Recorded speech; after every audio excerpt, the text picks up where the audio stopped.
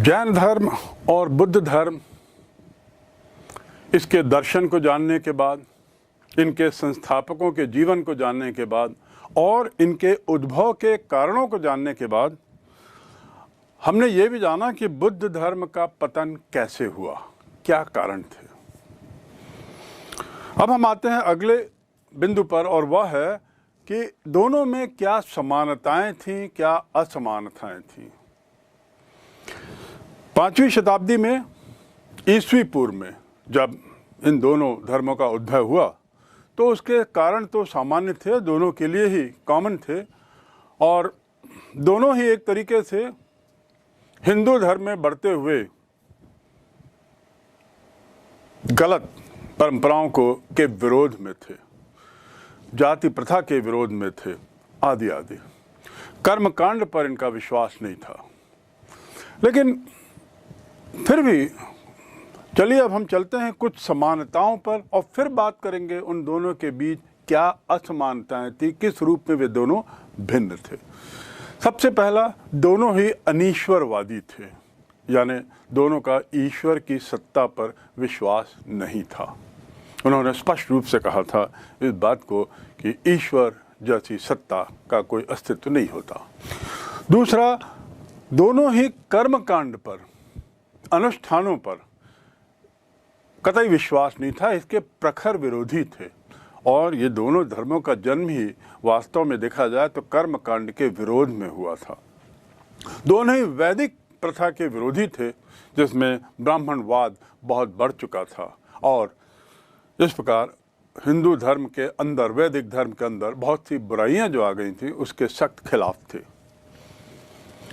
दोनों ने ही अपने धर्म के प्रचार प्रसार के लिए अपने उपदेश, अपने विचार क्षेत्रीय भाषा में दिया, जन भाषा में दिया। संस्कृत जो इसके पूर्व का जन भाषा थी, उसके स्थान पर बुद्ध ने जहाँ पाली धर्म को अपनाया, पाली भाषा को अपनाया, वहीं जैन धर्म के अनुयायियों ने प्राकृत भाषा को अपने कम्युनिकेशन का जरिया बनाया, माध्यम बनाया। तो दोनों की जन भाषा पर ज़्यादा दोनों ने जोर दिया, बुद्ध पाली और जैन धर्म प्राकृत।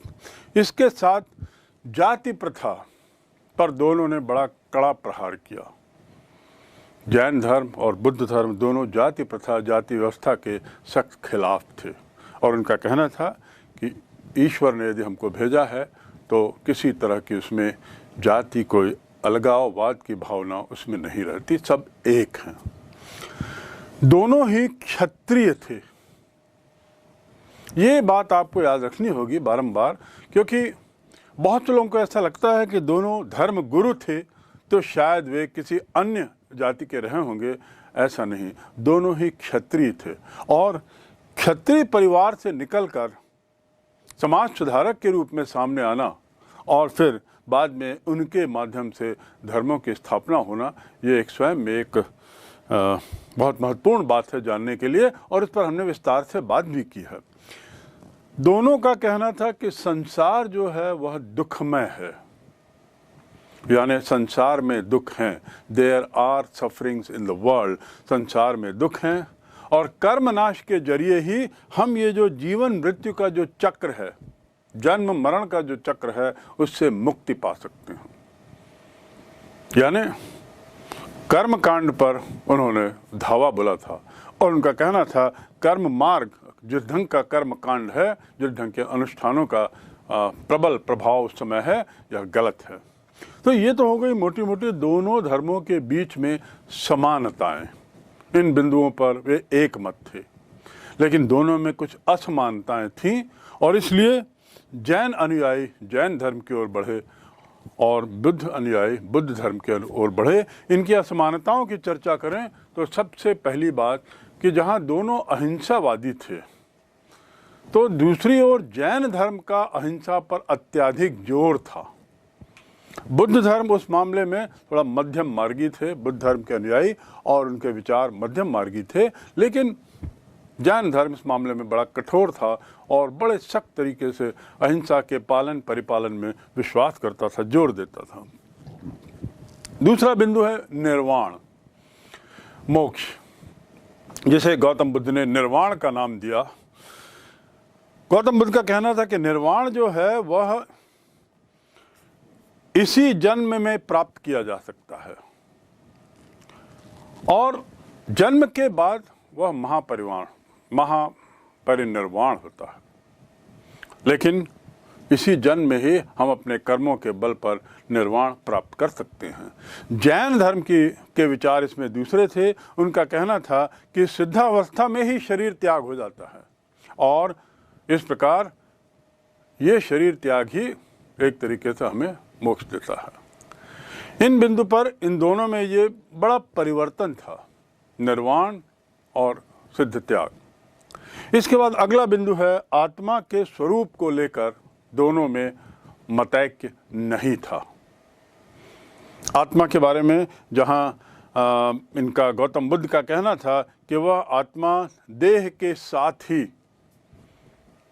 चली जाती है, समाप्त हो जाती है और उसकी आत्मा दूसरे शरीर के आत्मा का कारण बनती है, लेकिन यह नहीं है कि वही आत्मा सतत रूप से जारी है। जबकि जैन धर्म का विश्वास था कि आत्मा अनश्वर है, आत्मा सतत है। त्यागपूर्ण जीवन पर भी दोनों का अपना अपना विचार था। दोनों जहां त्याग पर विश्वास करते थे, लेकिन त्याग की कठोरता पर जैन धर्म कई गुना आगे था। वह कठोर जीवन पर विश्वास करता था, कड़े उपवासों पर विश्वास करता था, जबकि बुद्ध धर्म इस मामले में मध्यम मार्गी था। साथ ही ब्राह्मणों से संबंधों को लेकर भी जहां जैन धर्म ब्राह्मणों के लिए कोई इतना कठोर नहीं था, उनको अपना अनुयायी बनाने में, उनको अपने समाज में लाने में उनको कोई दिक्कत नहीं थी, बुद्ध धर्म इस मामले में थोड़ा सा संकुचित था। वह उसके द्वार इतने उससे नहीं खुले थे कि वे सभी ब्राह्मणों का स्वागत करें। धर्म प्रचार के मामले में आप देखेंगे कि जहां बुद्ध धर्म का प्रसार बहुत हुआ, दुर्भाग्य से समय के साथ भारत से वह उसका पतन हुआ। लेकिन दूसरी ओर जैन धर्म भारत में बना रहा और आज भी जैन धर्म के हमारे यहाँ बहुत सारे उपासक हैं, बहुत सारे अनुयायी हैं। लेकिन बुद्ध धर्म ने अपना विस्तार भारत के बाहर ज़्यादा किया।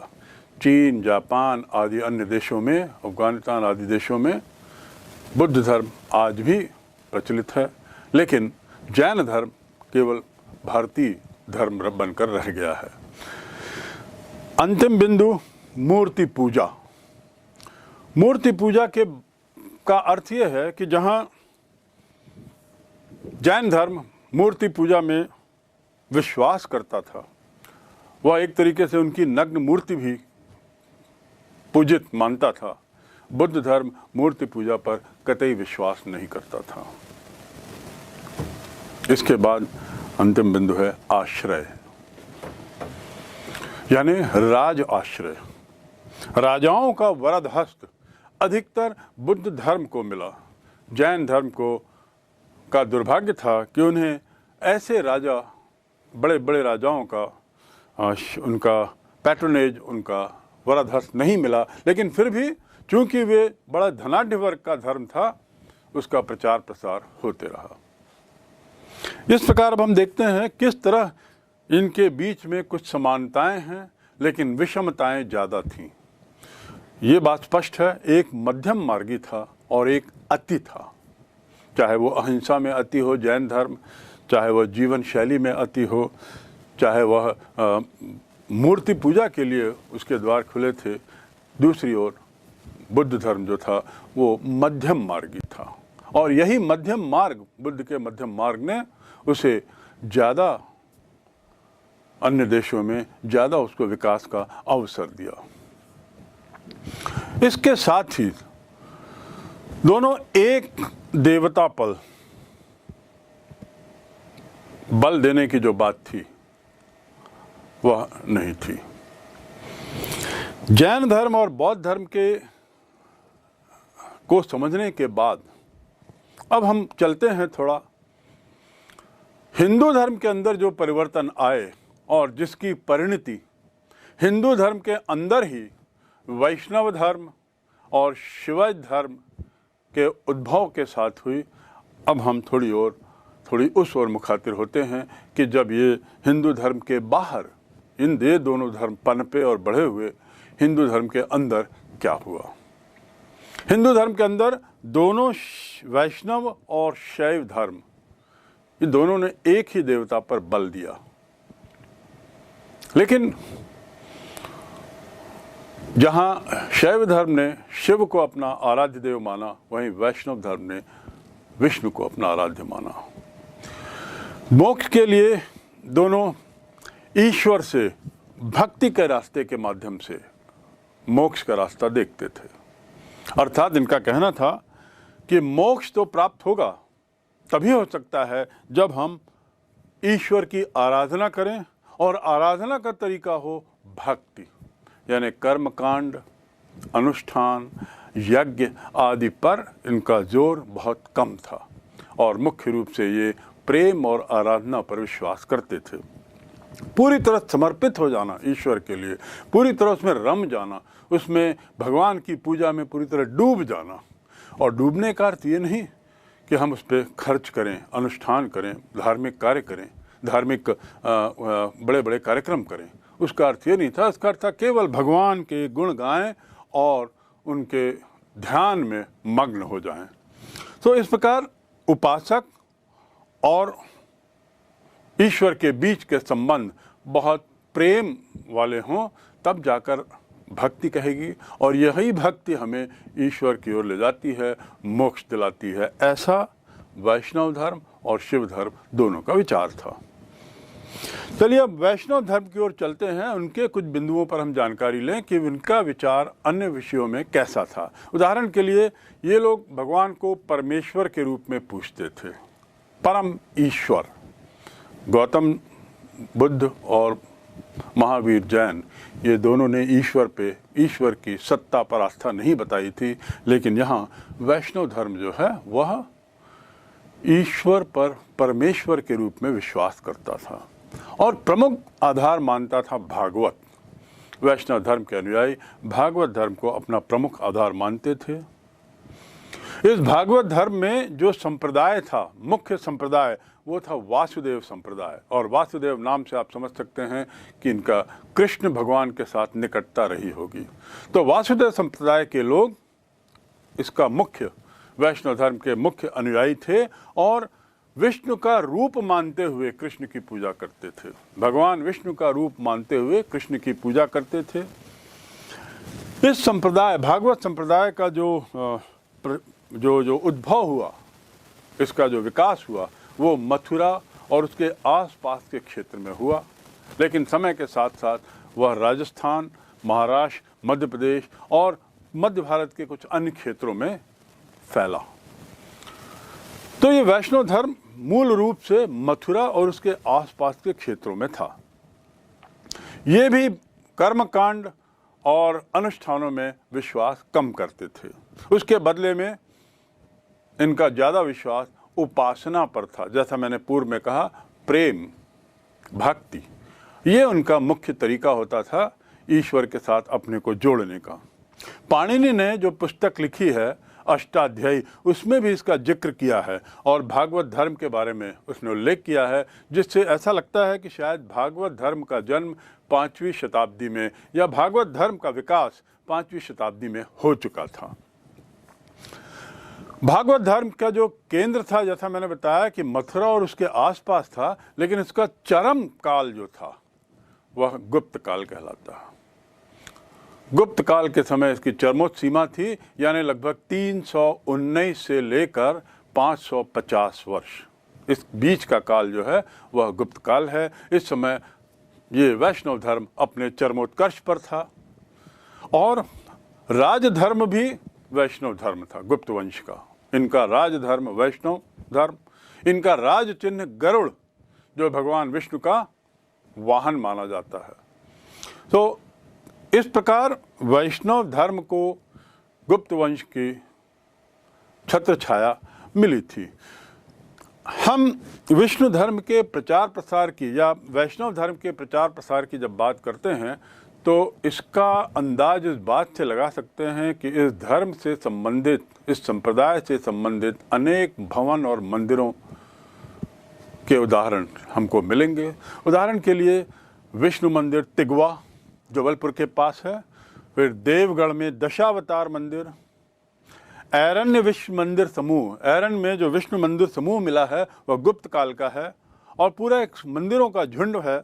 साथ में राजपूत काल के भी कुछ हमको निर्माण मिलते हैं और इससे ऐसा लगता है कि राजपूत काल जो था वह सबसे ज़्यादा वैष्णव धर्म का चरमोत्कर्ष का काल था।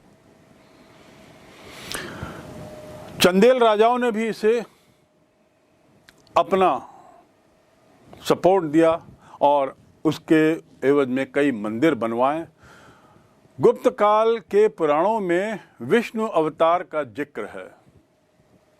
जो पुराण उस समय लिखे गए उसमें विष्णु के अवतारों का जिक्र है और 10 नाम दिए गए हैं।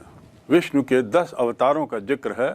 वे 10 नाम हैं: मत्स्यावतार, मत्स्य, कच्छप अवतार, वराह अवतार, नरसिंह अवतार, वामन अवतार, परशुराम अवतार, रामावतार, कृष्ण अवतार, बुद्ध अवतार और अंत में काल्की अवतार। तो ये जो 10 अवतार विष्णु भगवान के दिए हुए हैं उसमें एक कृष्ण अवतार भी है और एक बुद्ध अवतार भी है। उत्तर भारत में जैन धर्म, बुद्ध धर्म, वैष्णव धर्म का प्रादुर्भाव हमने जाना, उसके विकास की गाथा समझी और ऐसे क्या कारण थे जिसके कारण उनका विकास हुआ और फिर पतन भी हुआ, यह भी समझा। अब थोड़ा हम दक्षिण भारत की ओर चलें। दक्षिण भारत में वैष्णव धर्म और शैव धर्म दोनों का काफ़ी विकास हुआ। दक्षिण भारत में इस विकास के लिए मूलतः वहाँ संतों को श्रेय जाता है जो इस दोनों धर्मों के अनुयायी थे।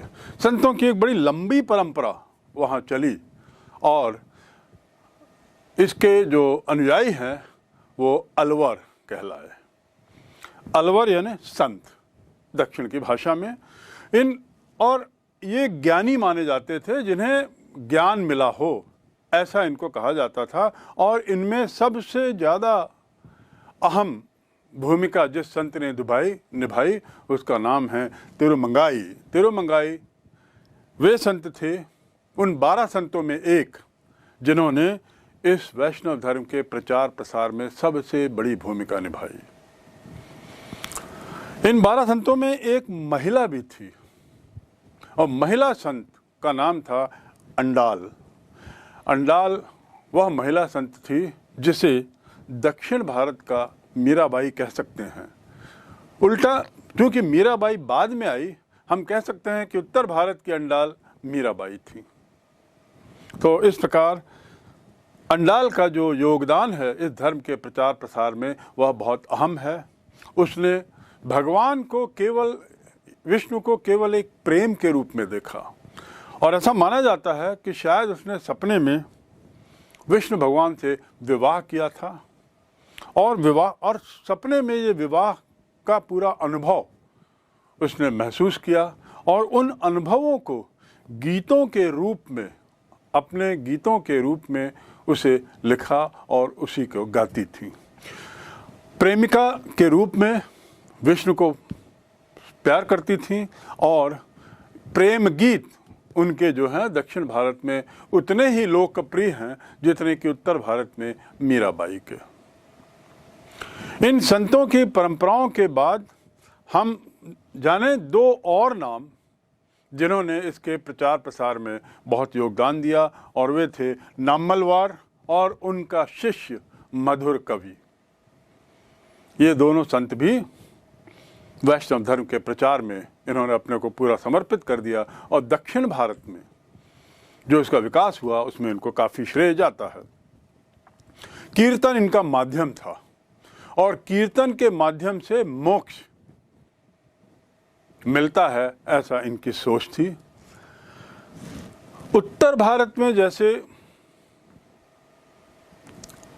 बुद्ध धर्म को मौर्य सम्राट का शरण मिला, अशोका का, या गुप्त वंश ने भी धर्म को शरण दी, उसी प्रकार दक्षिण भारत गुप्त वंश ने वैष्णव धर्म को जैसे उत्तर भारत में एक तरीके से पैट्रोनाइज किया, एक तरीके से उसको वरद हस्त दिया, उसी प्रकार दक्षिण भारत में पल्लव सम्राटों ने और चालुक्य, बादामी के चालुक्य सम्राटों ने इसको अपनाया और इसके प्रचार प्रसार में अपने तरीके से बहुमूल्य योगदान दिया।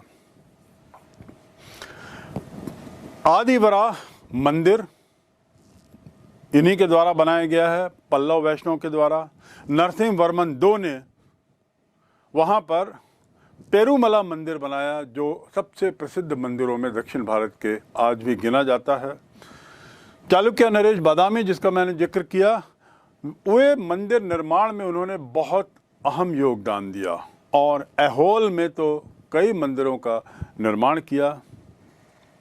इसके साथ ही ये जानने के बाद हम ये भी जाने कि वहाँ के कुछ ऐसे लोग भी थे जिन्होंने इसके प्रचार प्रसार में, धर्म के प्रचार प्रसार में योगदान दिया। उसमें नाथ मुनि, यमुनाचार्य और रामानुजाचार्य सबसे ज़्यादा प्रसिद्ध हैं। जैसे नम्मलवार और मधुर कवि, इनका जो दर्शन था, इनका जो झुकाव था विष्णु भगवान के प्रति, उसी प्रकार नाथ मुनि, यमुनाचार्य और रामानुजाचार्य का भी योगदान इस धर्म के प्रचार प्रसार में अमूल्य था। इन लोगों के सिद्धांत क्या थे? क्या सिद्धांत था वैष्णव धर्म का और इनके अनुयायियों का? पहला, भक्ति से ही मोक्ष मिलता है, यानी मोक्ष का एक ही मार्ग है, भक्ति मार्ग। दूसरी बात उन्होंने कही कि ज्ञान, कर्म व भक्ति पर ज़्यादा जोर दिया और कहा कि इन सब पर बल देना चाहिए, तभी हमें मुक्ति मिलेगी, मोक्ष मिलेगा। कर्म कांड की बात नहीं की, किसी तरह के अनुष्ठानों की बात पर इन्होंने जोर नहीं दिया। तीसरी बात, ये लोग अवतारवादी थे, यानी अवतारों पर विश्वास करते थे। जैसा पूर्व में मैंने बताया 10 अवतार विष्णु के थे, तो इसी प्रकार ये लोग अवतार पर विश्वास करते थे। और इस बात की पुष्टि, अवतारों की बात की पुष्टि गीता और रामचरितमानस में भी होती है। वहाँ भी इस बात का उल्लेख मिलता है कि भगवान के अवतार होते थे। वैष्णव धर्म के उद्भव और विस्तार के बाद अब हम मुड़ते हैं शैव धर्म की ओर, यानी जिनके उपासक भगवान शिव के उपासक थे। ऋग्वेद में सर्वप्रथम शिव भगवान का उल्लेख मिलता है रुद्र के रूप में। उसके साथ ही हड़प्पा में भी हमें ऐसे कुछ चिन्ह मिले हैं जिससे स्पष्ट होता है कि उस काल के लोगों को, सिंधु घाटी की सभ्यता के लोगों को शिव भगवान की जानकारी थी और शायद उनके उपासक थे। यानी ये धर्म बहुत प्राचीन है। शिव के अनुयायियों की संख्या की जानकारी तो नहीं है, पर यह तय है कि शिव के फॉलोअर, शिव धर्म बहुत पुराना धर्म माना जा सकता है। कौटिल्य के अर्थशास्त्र में भी इसका जिक्र है और चंद्रगुप्त का जो प्रधानमंत्री था वह स्वयं शैवाइत था। चंद्रगुप्त मौर्य द्वितीय का जो प्रधानमंत्री था वह भी स्वयं भगवान शिव का फॉलोअर था, उनका अनुयायी था। साथ ही गुप्त काल में भी हमें अनेकों उदाहरण मिले हैं जिसमें यह स्पष्ट होता है कि शिव धर्म के उपासक उस समय थे। तो बहुत प्राचीन धर्म शिव धर्म को, शैव धर्म को माना जा सकता है, जो हिंदू धर्म का ही एक हिस्सा था। और शिव भगवान हिंदू देवी देवताओं में एक प्रमुख देवता माने जाते हैं। पुराणों में इसका जिक्र लिंग पूजा के रूप में होता है और शायद लिंग पूजा की शुरुआत भी, शिव भगवान के संबंध में लिंग पूजा की शुरुआत भी गुप्त काल से हुई, ऐसा माना जाता है। बाणभट्ट उसके हर्षचरित में भी इसका जिक्र है, उसकी जो पुस्तक है हर्षचरित। और तो और हर्षवर्धन के काल में ह्वेन सांग जो भारत आया था, चीनी यात्री, जिसने विस्तृत विवरण अपने काल का दिया है, अपनी यात्रा का दिया है, उसमें उसने दिखाया है, लिखा है कि वाराणसी जो था वह शिव धर्म का एक बहुत बड़ा केंद्र था, शैव धर्म का एक बहुत बड़ा केंद्र था। राजपूत काल में शैव धर्म अपने चरमोत्कर्ष पर था। ये वह काल था जब राजा चंदेल वंश के राजाओं ने, उनमें से एक, उसने खजुराहो में चंदरिया महादेव का प्रसिद्ध मंदिर बनवाया। इन चंदेल राजाओं ने खजुराहो में चंदरिया महादेव का मंदिर बनाया। साथ ही कालिदास, भवभूति, बाणभट्ट ये भी शिव धर्म के उपासक थे। निष्कर्ष ये कि शिव धर्म जो है, शैव धर्म जो है, वह बहुत प्राचीन धर्म था और सतत रूप से इसके बड़े बड़े अनुयायी भी थे और इसका जो दायरा था, क्षेत्र था, वह भी काफ़ी बड़ा था। दक्षिण भारत में हम बात करें शिव धर्म की तो वहाँ स्थिति थोड़ी सी भिन्न थी। दक्षिण भारत में भी शैव धर्म के जो अनुयायी थे उनमें कई वंशों के, कई शासकीय वंशों के नाम लिए जा सकते हैं, जैसे चालुक्य, चोला, पल्लव और राष्ट्रकूटा। ये चारों में कई लोग शैव धर्म के अनुयायी थे। राष्ट्रकूट नरेश कृष्ण II ने एलोरा का मंदिर बनाया है। एलोरा में जो कैलाश मंदिर है वह इस वंश के राजा के द्वारा बनाया गया, कृष्ण II के द्वारा बनाया गया। चोल राज प्रथम ने, राजराज प्रथम, चोल वंश का बहुत प्रसिद्ध राजा, उसने तंजौर जो उसकी राजधानी थी वहाँ पर राजराजेश्वर मंदिर की स्थापना की और उसके पुत्र ने उसके बाद वहाँ पर बृहदेश्वर मंदिर बनाया। और ये जो पुत्र था जो इस शासन का, राजेंद्र चोल, वह अपने पराक्रम के लिए तो जाना ही जाता है, साथ ही वह शिव भगवान का अनन्य भक्त था। उसका यह बृहदेश्वर मंदिर आज भी वास्तुकला का एक बहुत बड़ा उदाहरण है। चोल शासकों में कुलोत्तुंग I, वह भी बहुत कट्टर उपासक था और इतना कट्टर था अपने शैव धर्म के प्रति कि ऐसा माना जाता है कि शायद वैष्णव धर्म के प्रसिद्ध संत जिनका मैंने जिक्र किया, रामानुजाचार्य, उसे शायद इसके काल में चोल साम्राज्य से बाहर जाना पड़ा कुछ समय के लिए। विरोध इतना बढ़ गया कि विवश होकर रामानुजाचार्य ने चोल साम्राज्य से निकलकर दूसरी जगह शरण ली। शैव धर्म का प्रचार प्रसार, जैसे वैष्णव धर्म के प्रचार प्रसार के लिए उनके संतों को काफ़ी श्रेय जाता है जो अलवर कहलाते थे, ऐसे ही शैव धर्म के प्रचार प्रसार के लिए भी संतों को काफ़ी श्रेय जाता है और इसके संत नायानार कहलाते थे। याद रखेंगे, शैव धर्म के संतों को नायानार और विष्णु धर्म के संतों को अलवर कहा जाता था। इसके जो संतों की जो संख्या है, जैसे अलवरों की संख्या बताई गई 12, इनकी संख्या संभवतः 63 थी। 63 नायनार संत माने गए हैं। इस नंबर से ही, संख्या से ही आप अंदाज लगा सकते हैं कि शिव धर्म कितना गहरी पैठ बैठाया था अपने दक्षिण भारत में। इसके जो सबसे प्रसिद्ध संत हैं उनका नाम था अपार संत। इनको दूसरे नाम से तिरुनावुक्करण भी कहते हैं। तिरुनावुक्करण भी इनका दूसरा नाम है। और इस प्रकार इन संतों की परंपरा में शिव धर्म का भी, शैव धर्म का भी विस्तार हुआ, जिस प्रकार वैष्णव धर्म का विस्तार अलवर संतों की परंपरा में हुआ था। संतों की परंपरा की यदि बात करें तो शैव धर्म में राजा महेंद्र वर्मन के काल में अपार संत, जिसका मैंने पूर्व में जिक्र किया है, वह बहुत प्रसिद्ध हुआ। महेंद्र वर्मन का काल यानी 610 से 640 ईस्वी, 30 वर्ष के शासन में। और ऐसा माना जाता है कि अप्पार ने ही राजा महेंद्र वर्मन एक को दीक्षा दी थी। दूसरे संत समंगंदर, ये बौद्ध आचार्यों से उन्होंने वाद विवाद किया और शास्त्रार्थ किया, और इसमें माना जाता है कि बुद्ध धर्म के जो संत लोग थे, उपासक थे, उनको शास्त्रार्थ में पराजित किया। एक अन्य संत सुंदर मूर्ति, ये इन्हें ईश्वर मित्र की उपाधि मिली। और ये भक्तों, इनके जो भक्त थे वो मूलतः ब्राह्मण, निम्न वर्ग के लोग या महिलाएं थीं।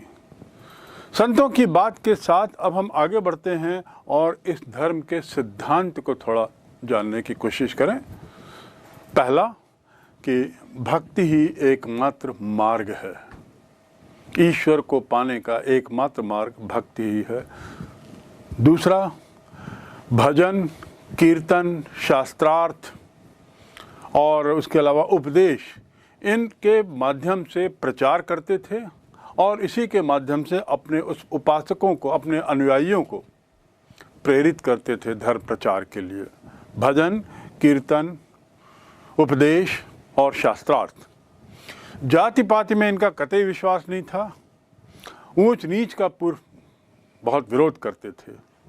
चौथा, जैसा मैंने बताया कि शैव के उपासक थे, प्रेम और भक्ति का मार्ग ही सर्वश्रेष्ठ मार्ग मानते थे।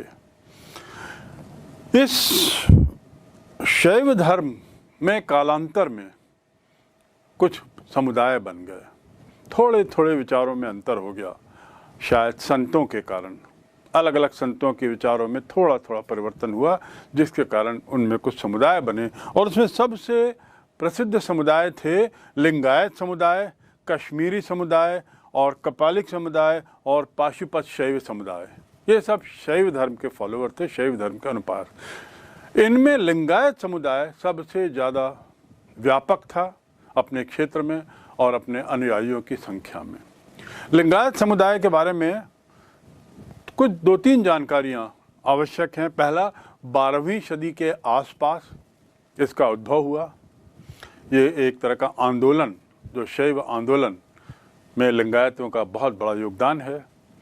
वासव और इनके भतीजे चन्न वासव, ये इसके प्रचार प्रसार के लिए बहुत जिम्मेदार माने जाते हैं और ऐसे संत हैं जिन्होंने इसका प्रचार प्रसार में अहम योगदान किया। कर्नाटक के कलचुरी के दरबार में ये लोग रहते थे। कलचुरी राजा जो थे कर्नाटक के, उनके दरबार में वासव और उनके भतीजे चन्न वासव दरबार में थे। और साथ ही लिंगायत, जैसा नाम से स्पष्ट है, ये लोग शिवलिंग की पूजा करते थे, जिसकी पूजा की शुरुआत मैंने पूर्व में बताया गुप्त काल में संभवतः मानी जाती है। और अपनी पहचान के लिए चांदी का संपुट पहनते थे, गले में चांदी का संपुट पहनते थे। निष्काम कर्म में इनका विश्वास था और शिव को ही परम तत्व मानते थे। इस प्रकार इस धर्म के बारे में जो मूलतः सिद्धांत हैं वो जान गए। पुनर्जन्म में भी इनका विश्वास नहीं था और साथ ही गुरु महिमा में तो इनका कतई विश्वास नहीं था। ये लोग इस बात को नकारते थे कि किसी तरह की गुरु की महिमा हो उनका, क्योंकि सारा विश्वास शैव पूजा में ही समर्पित था।